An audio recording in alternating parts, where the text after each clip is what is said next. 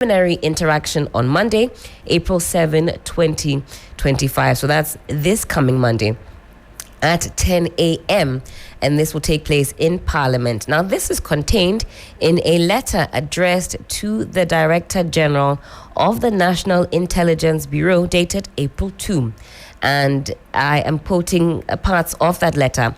It reads as follows. Please refer to your letter dated the 25th of March, 2025 in respect of a request for the release of Mustafa Yusuf, MP for Yagaba Kubori constituency, and Kwame Asare Obing A+, MP for Gomwa Central constituency. I am directed by the Right Honourable Speaker to inform you that having regard to the limitations of Article 117 and 118 of the 1992 Constitution of the Republic, the existing protocols established with the security and intelligence agencies and also the public interest, Parliament in principle agrees to the request in the above matter. That's part of the letter. Now, the letter signed by the Clerk to Parliament, Ebenezer Ahuma, stated that accordingly, the Right Honourable Speaker has directed the honourable members to make themselves available for the preliminary interaction with your officials in Parliament Monday, 7th April at 10 a.m. Now, it added the honourable members will be requested to have their lawyers present at the interaction. Kindly have your officials contact the Legal Services Office for assistance on arrival for the meeting. The letter was, however, silent on the reasons for the request by the NIB for these MPs in particular. Of course, we're monitoring developments. We will be expanding this conversation in due course. Now, what do we make of this and what do we think is the source? Now, if you're watching us on Facebook, we have the graphics up on the screen. You can follow along with that conversation. What we know from sources. Now, a recent threat to expose the identity of ex-government officials allegedly involved in Ahmed Swale's murder. You may or may not have been privy to those comments made by Kwame Asare being A+. That's what we gather could potentially be at the heart of this investigation. Now we have, or this invitation, shall I say. We also have the interception of a truck carrying suspected missing cables belonging to ECG in his constituency. If you joined us yesterday, we read that out. It was on Kwame Asare Bing's Facebook page, and he had attached, I believe, a picture to it. It forms part of that broader conversation about ECG missing containers. We also had Honorable Bedra in studio. He weighed in on that. Now, when it comes to Mustafa Yusuf, he's also invited by the NIB. What do we know from sources? Well, his mention in the National Service Authority ghost name scandal, where he once served as executive director. You know that scandal has been quite high up on the radar, at least towards the end of last year, during the elections, just before and also after it broke wide open. It's still a matter that is ongoing. Also, his involvement in controversies surrounding the budget and organization of the All-African Games under his watch as sports minister. This would have been around August, September of last year. Could this potentially be the reason, or one of the reasons why he's being invited? We'll explore that. Now, let's take a look at the standing orders. Order 24 of Parliament's standing orders. What does that say? Immunity from service of process and arrest. And this morning, a number of callers had brought up that particular provision. Let's read that out. If you're on Facebook, you can follow along. Now, a civil or criminal process coming from any court or place out of Parliament shall not be served on or executed in relation to the Speaker or a member or to the Clerk of Parliament while the Speaker, member or the Clerk is on the way to, attending at or returning from any proceedings in Parliament. 2. A civil or criminal process coming from any court or place out of Parliament shall not be served on or executed in relation to the Speaker or a member of or the clerk to Parliament within the precincts of Parliament. 3. Where the House is on recess and a member, the clerk or officer is not on the way to or attending at a proceeding of Parliament, the member, the clerk or officer may be served a process from a court or a place out of Parliament through the Speaker. 4. Where a member, the clerk or officer is served while on the way to or attending to proceedings of Parliament, the member, the clerk or officer may notify the Speaker of the service and the Speaker, after ascertaining that the member, the clerk or officer is on the way to or attending to a proceeding of Parliament, cause the process to be returned to the registrar of the court in accordance with Article 117 of the Constitution. Okay, immunity from service of process and arrest. Civil or criminal process coming from any court or place out of Parliament shall not be served on or executed in relation to the Speaker or a member or the clerk to Parliament while he is on his way to, attending at, or returning from any process of Parliament. And I'm looking at Article 117 of the Constitution of Ghana. Again, if you're on Facebook, you can follow along with the graphics and make sure that you never miss a beat. Time check, 12 minutes past the hour of 9. Let's get onto the phone lines now and speak with Mr. Sami Obing. He's the Executive Director, Parliamentary Network Africa. Good morning, sir. Good morning. Thank you so much for joining us on the program. How are you doing this morning? Very well, thanks for asking. Now, we are weighing in on this particular issue, which concerns the release of some members of Parliament, A+ Mustafa Yusuf, to NIB by the Speaker of Parliament, and we're looking to put some more flesh on the bones. What do the rules say, and also what is the way forward? Before we actually get into the meat of the matter, I just want your preliminary thoughts on how the 9th Parliament is progressing. We've entered the second quarter of 2025. What are your preliminary assessments? Well, the 9th Parliament has just concluded what we will call the first meeting of this 9th Parliament. Members of Parliament sat for a number of days and they are now on recess. Expected to be back in the House sometime in the month of May. So during this period, expected to do a number of constituency-related work. For those of them who are on committees that will be active during this recess period, committees are expected to sit and all of that. So that's the status of Parliament. But yes, it's been a very interesting start to the 9th Parliament. Of course, there's been some lows, which certainly I hope that they would correct them when they are back, including issues around attendance, including the very nasty things that happened during the vetting of ministers. But I think the positives are quite enormous. There's a lot of work that has been done during this first meeting of the 9th Parliament, considering that the government of the day appears to be in a hurry, because it needed to get the full complement of its ministers. It needed to get its budget. It needed to get some laws repealed, some laws passed, and what have you. And all these things had to go before Parliament. And I think Parliament has discharged itself creditably by ensuring that these volumes of business went through Parliament before they went on recess. So it's a fair start, and we look forward to how the subsequent meetings of Parliament will go. Now, you mentioned how interestingly the 9th Parliament started or began. We saw the scuffle that ensued during the vetting process. We're told that the report is ready and we could potentially be seeing some stiff sanctions. Weigh in on that for me very quickly. How important is it for the people of Ghana to see that report and also to see that some sanctions will be applied? It is in the best interest of Parliament itself, to ensure that they don't treat some of these investigations like they treated these instances during the 8th Parliament.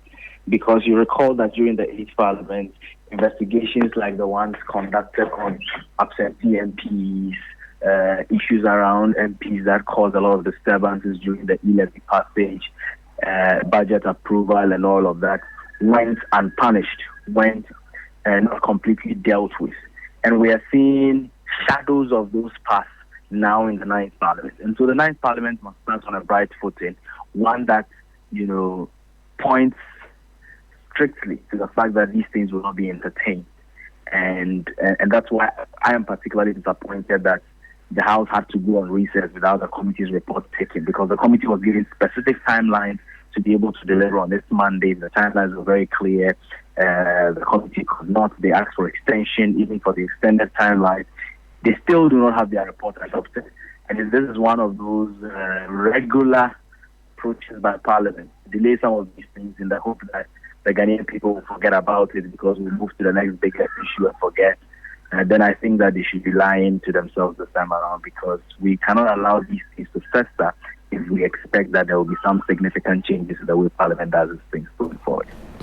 Certainly. Well, it's one that we're keeping an eye out on, and I'm sure in due course we can have further conversations about that. But coming on to today's issue, now the Speaker of Ghana's Parliament has agreed to a request by the National Intelligence Bureau, NIB, to release 2 members of Parliament, Mustafa Yusuf as well as Kwame Asario, being A+ for investigations. Now, whilst we don't know what specific reasons have been put forth, we juxtaposing what the letter says against some recent happenings and some utterances from some of these members of Parliament, as well as some alleged conduct, to infer that that might be the reason.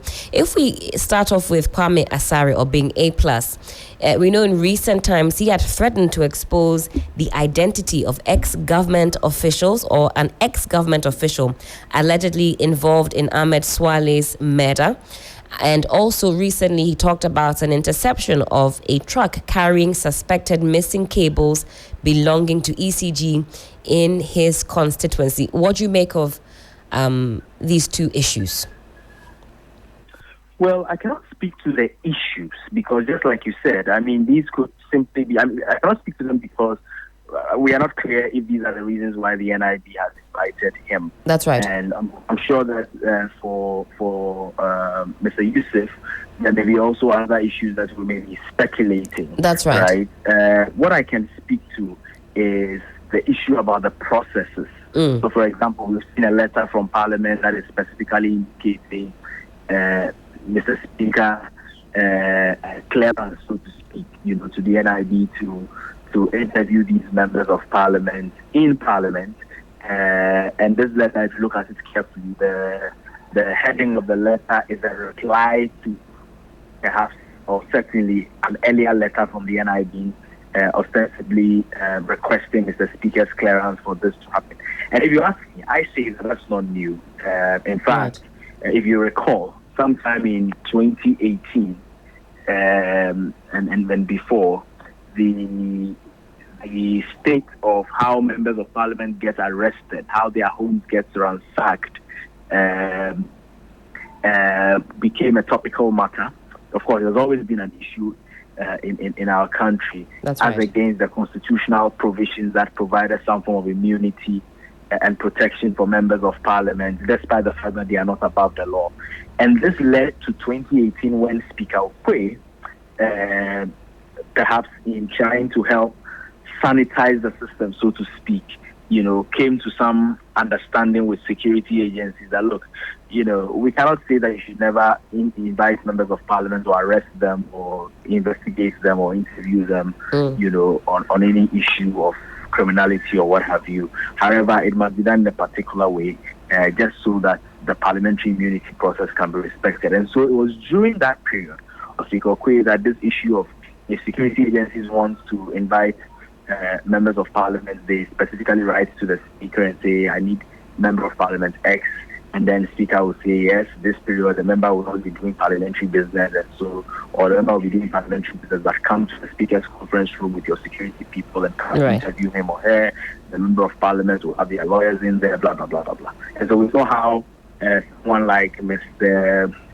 Kennedy Japan was interviewed sometime in 2018 or 2019, I think, inside Parliament as part of an investigation that was ongoing at the time. We've seen other examples that have actually happened. And so I think this is quite constant. And of course, in Speaker Bagbin's first term as Speaker, a number of these instances also happened. And so this is quite consistent with the modus that had been adopted really, or agreed between Parliament and the security agencies, that once it borders on a member of Parliament, once a member of Parliament is made about parliamentary business, just like the courts would want to get the certificate of Mr. Speaker to say that an MP is going about parliamentary business, just notify me as Speaker or whoever is the Speaker. And then, of course, we'll indicate to the member of Parliament to make himself or herself available to be interviewed, investigated, whatever, usually within the presence of Parliament. And then, of course, the law can take its course. I think since that situation or arrangement happened, it's been a bit tidier than it used to be in the past. Right. And, continuous improvement certainly can be introduced where the system can be improved, but at least it creates an indication, notes that members of Parliament cannot think that they are above the law and nobody can touch them, cannot be investigated and always running under the clothing that has been provided by the Constitution with regards to immunity. But at least there could be platforms, tidier platforms made available to the security agencies to speak to them and to investigate them for whatever things they have been alleged to have done. And I mean, because you introduced the word tidy, what are the implications then if matters like this are not handled in a tidy manner? Well, we saw how it went in the past. A member of Parliament is going to Parliament or is in his house preparing for Parliament, gets arrested, or sometimes it's not even parliamentary period at all, but once they get arrested, they complain that, it's during parliamentary because my committee will have to sit. Because the Constitution says that you cannot arrest them while they are attending to Parliament, while they are in Parliament, or while they are returning from Parliament. So there were all manner of interpretations around how this particular constitutional provision should be exercised. But I think since this new arrangement was introduced, it's made it quite tidy. So hardly do we hear that there's been some Rambo-style arrest of a member of Parliament, or invitation of a member of Parliament. It goes through some form of due process. And so on that side, that is that. On the side of members of Parliament also, it gives them the indication that, look, Parliament will not shield you if you are supposed to be investigated for anything, except that they will provide the necessary platform so that the process will be tidy.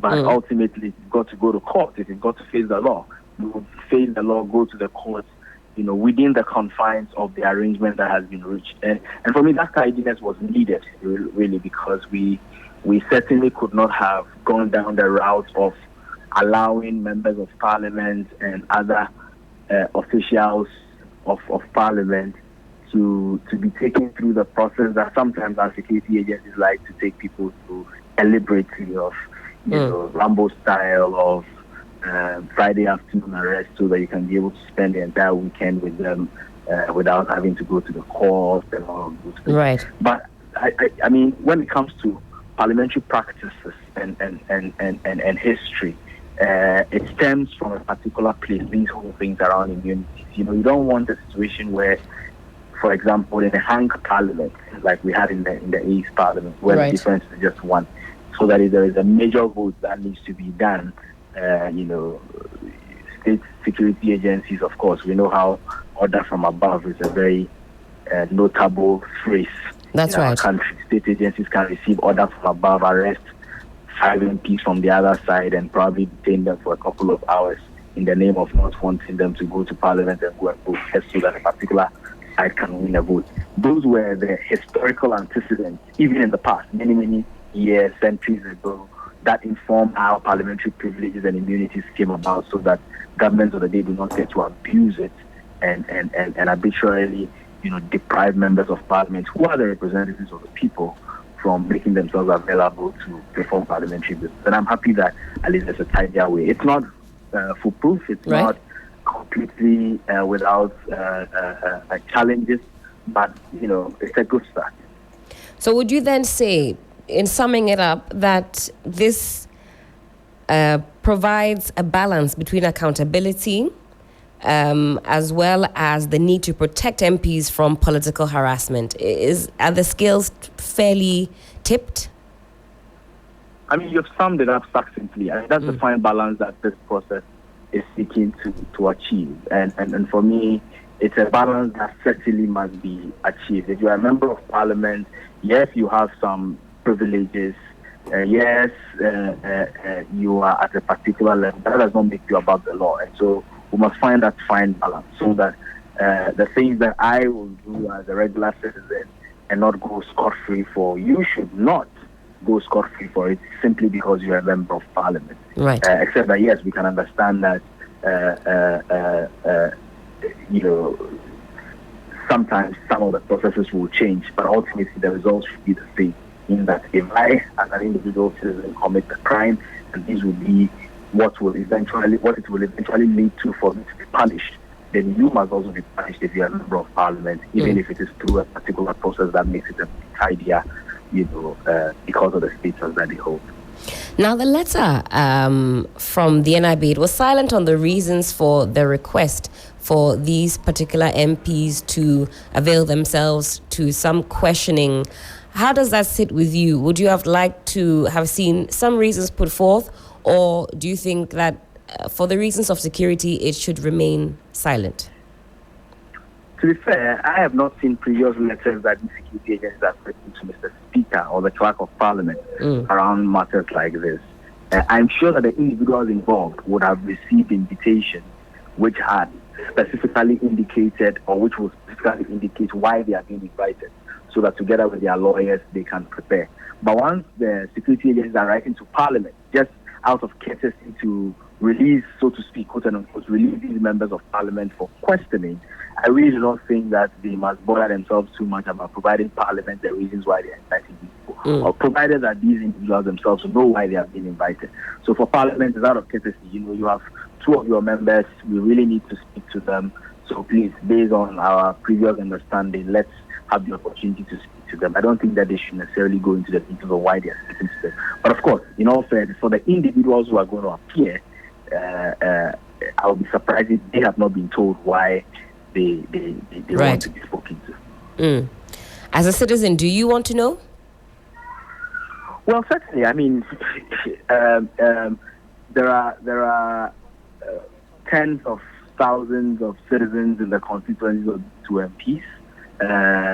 These two members of Parliament, just like any other member of Parliament, are in the public eye.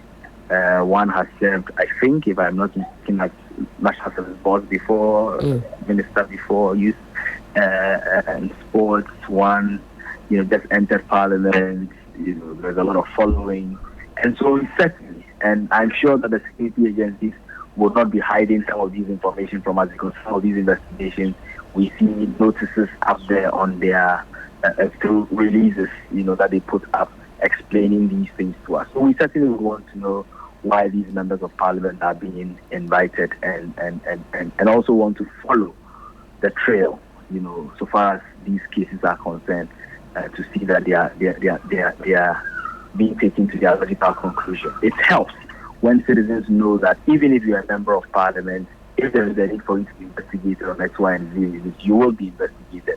We'll be told how the investigations are going. We'll see how the investigations are going. In the end, if you get exonerated, we will know. In the end, if you are found culpable, we will also know. And we will see through the entire process transparently. Certainly. Now, you say that the processes are tidier. If you could maybe add or subtract anything to the process to make it its tidiest forms, would you prefer some kind of reform in Ghana's parliamentary immunity laws? Well, I think that as we grow and develop our democracy, our rule of law regime, as we fine-tune our constitution, there needs to be better clarity, to some of these issues.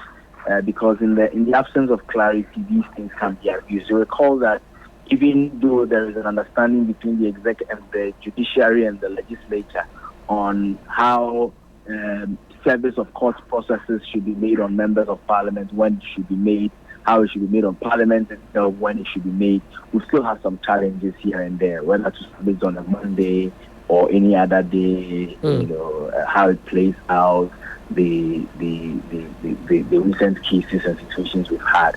So, you recall the Afenyomakin case, against the Speaker's declaration of some of the seats that haven't been vacated and all of those court processes and how the services in court are. It does not help if we still have ambiguity around these matters. And so better interpretation from the courts on these matters as are provided for in the Constitution will be necessary.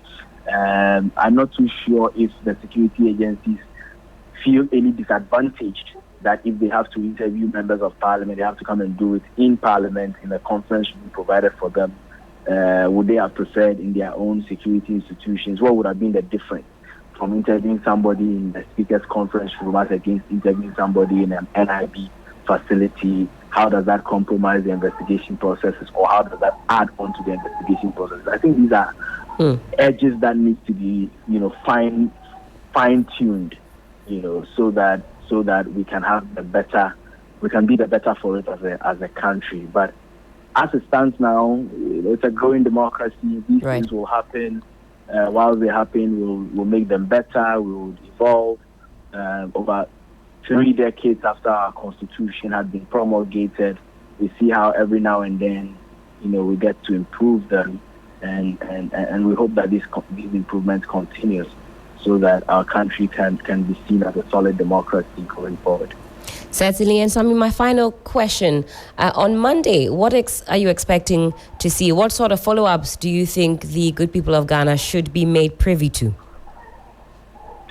Well, if the history is anything to go by, we've seen, like I said, there's been many of such interviews. Maybe in the past, the letters between the correspondence between Parliament and the investigative bodies, which sometimes included the police, and all of that, had not been this public.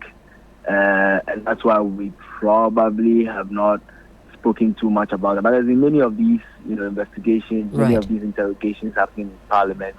I think that it should not be shrouded in secrecy. It is in the interest of both Parliament, the parliamentarians, and the investigative agencies to be able to carry the people of Ghana along, especially as it involves people's representatives, so that people in their respective constituencies will not be sitting on the edge, not knowing what's happening with their members of parliament, especially with the kind of history that we have as a country as involving these things. So on Monday, I expect a smooth process as the previous processes have been, but beyond the processes, I expect that there will be some communication. Absolutely. Sami, thank you so much for lending us your time this morning and for expanding this conversation for us. Pleasure always. Have a great weekend. Again, that was Sami Obing, Executive Director, Parliamentary Network Africa, weighing in on the issue of that NIB invite. And that invite has gone out to 2 members of Parliament. You've got Kwame Asare Obing, popularly known as A+, as well as Mustafa Yusuf. But this is still the best breakfast show in all of the land. This is still 3FM Sunrise on 3FM 92.7. 3FM 92.7. Urban Lifestyle Radio Station.